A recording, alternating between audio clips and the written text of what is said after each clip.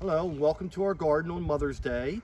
So happy Mother's Day to my mother-in-law Janet, who we refer to as Mimi, and to all the mothers out there, and especially the ones that follow this chat. Due to COVID, of course, we can't go visit our mothers or have them come visit us.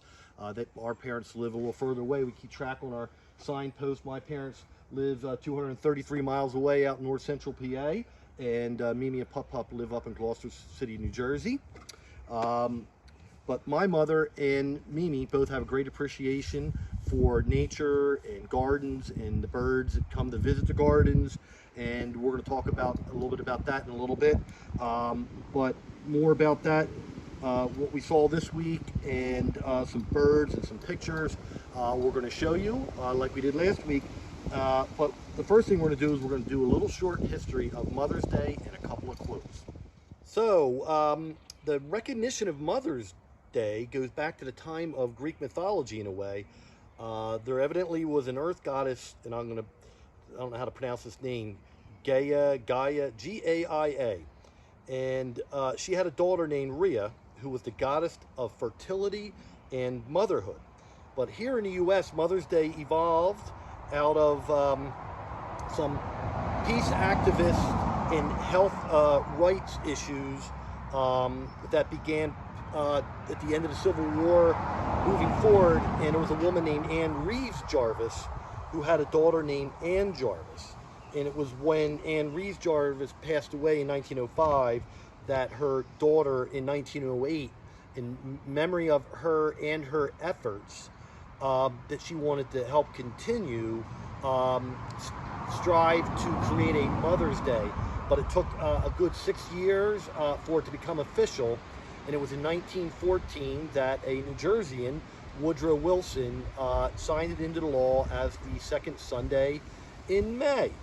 So we have some quotes about mothers, and if you've ever followed our book chats, we do fit in a lot of quotes by presidents. And it was Lincoln that said, "All that I am or ever hope to be, I owe to my angel mother." And since we are a bookstore, we're going to throw in a kind of a self-help author named Mitch Albom, who says, "Behind all your stories is always your mother's story, because that is where yours begins." So I thank my mother for bringing me into the world, and let's continue the show. So we're outside here in nature, and during this time of COVID, it's good to get outside, even without COVID. Just being out with nature, whether it's bird calls, the wind blowing, if you're at the beach, the sound of the waves, gets you more in tuned with nature and the biorhythms of it. And then when you're out, and especially if you're out watching nature, to get your mind to settle down, it's always good to stop, look, and listen. In this property, Parker can pan up, you can see we have a big hole in the middle of all our trees here. And just yesterday I saw an eagle fly overhead.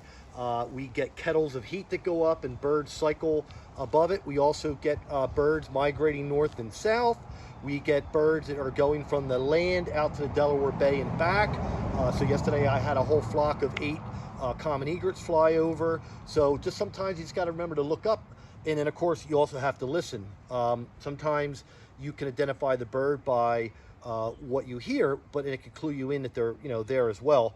And believe me, it gets so confusing on keeping track of sights and sounds. So sometimes you can actually go on your phone now onto Google and just type in what bird you think it is and get the call, and then you can listen to it and go, yes, that that was or wasn't what I thought it was. And then a lot of birds have a lot of different calls. Some birds you only hear 2 or 3 different calls from. A lot of birds have a myriad, like the blue jay. You also, of course, right on up to the mockingbird that mimics, everybody else. A couple other things about the garden this time of year is you can still feed your birds in through the summer. You can lay off the seed if you want, get a little bit more varied with it. You just have to clean your feeders more as the temperature goes up and humidity goes up and rain and whatnot. It does have an effect on the seed. So it's better to actually have more feeders spread out to cut down on contamination. And once in a while wash them and clean them out, rotate them, whatever it may be. But this time of the year,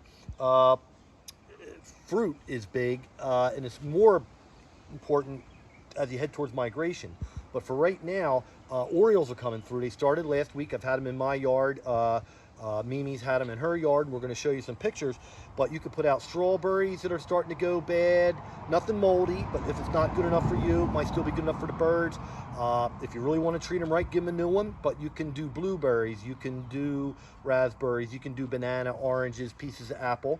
There's certain feeders for it. Sometimes it's as simple as just nailing a nail into a tree and sticking things on it.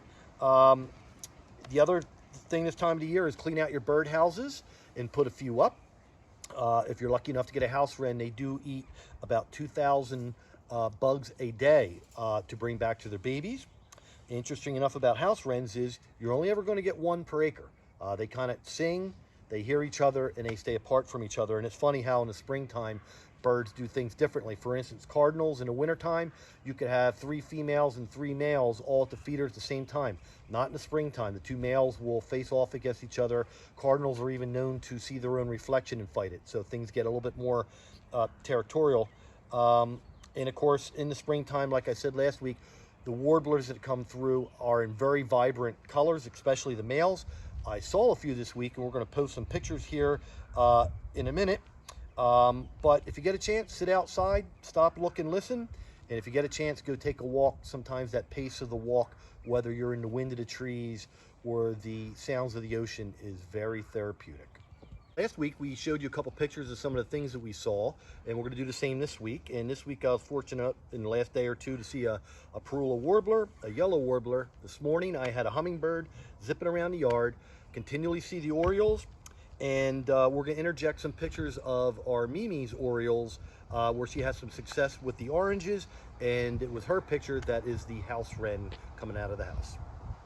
So once again, happy Mother's Day to all you mothers out there.